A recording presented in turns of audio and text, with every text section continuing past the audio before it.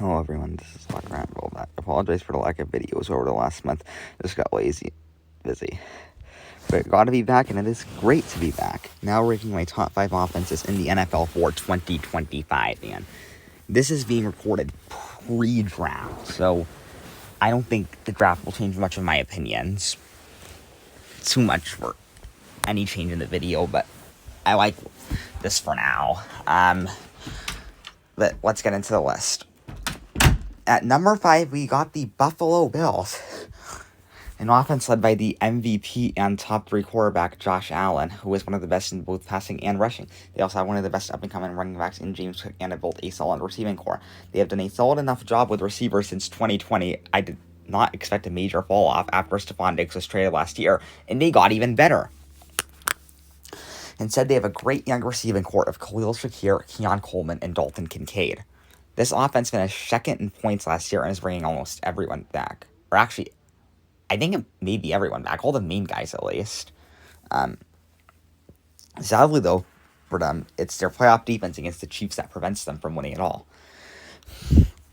And number 4, due to their track record in the team overall, I did not think you would expect them to be here. The Tampa Bay Buccaneers, the most underrated offense in the NFL. Last year, despite their top 2 receivers missing scores of games, they finished number 3 in yards and number 4 in points. Those 2 receivers, Mike Evans and Chris Godwin, make up one of the best receiving duos in the league. Baker Mayfield looked like an MVP for most of the season.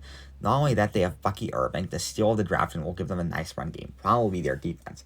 And it was believe the NFL let them get Bucky Irving in the late 4th round. Now getting into the top 3 at number 3, the Cincinnati Bengals. Joe Burrow is at worst the top 4 QB in the league, throwing to Jamar Chase, who had the triple crown for receivers this past season. Also got to mention T. Higgins, which make up the best receiving duo in the league. Chase Brown is also emerging as a solid running back. Sadly for them, their defense will make every game 50-45. But man, oh man, they are fun to watch. Number 2, the Baltimore Ravens.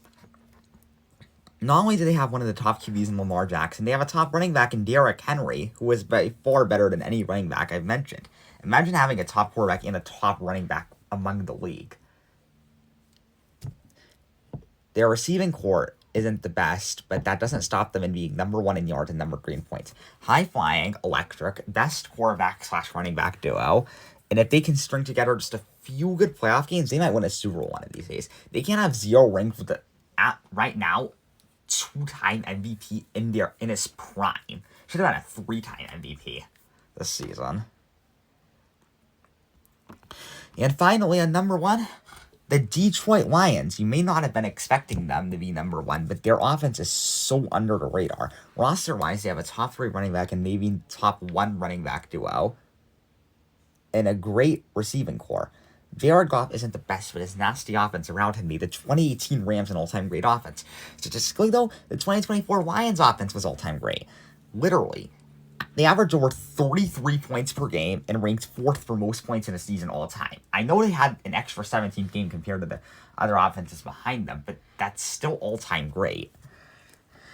I still think they would have been top 10. Gotta check that. But anyways, they scored 50-plus points twice. 50-plus points twice. And 40-plus points 6 times. I don't think most of you will realize how insane that is. I think they scored 50-plus points more times than the 2018 Chiefs and scored 40-plus points more times than the 2007 Patriots. On 40-plus points 6 times. I don't think you guys realize how insane that is again.